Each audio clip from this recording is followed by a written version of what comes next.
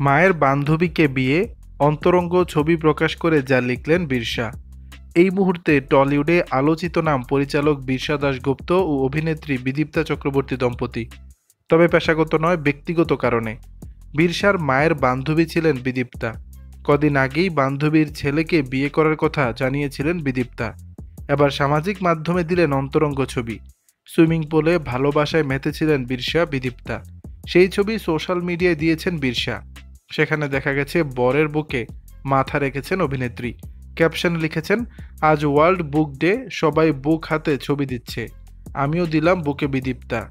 পেছনে দেখা গেল বীরসা বিদীপ্তার কন্যা ইদাকেও। তবে নেটাগরিকরা ভালো চোখে দেখেননি ছবিটি। তারা মেতেছেন ট্রলে। একজন লেখেন, আপনি হয়তো মজা করেই এই ক্যাপশন দিয়েছেন, কিন্তু ওয়ার্ল্ড বুক ডের সঙ্গে এটাকে গুলিয়ে ফেলবেন না প্লিজ। শিক্ষার জায়গা আর ভালোবাসার জায়গা আলাদা।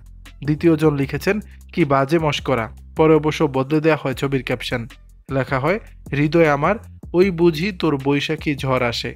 প্রসঙ্গত, বীরসা বিদীপ্তা গাঁটছড়া বাঁধেন 2010 সালে। সম্প্রতি বিষয়টি নিয়ে মুখ খোলার পর থেকেই চর্চায় রয়েছে তাদের এই সম্পর্ক। এবার হতে হচ্ছে ট্রলের শিকার। দর্শক, বিষয়টি নিয়ে আপনাদের মতামত জানাবেন নিচের কমেন্ট বক্সে।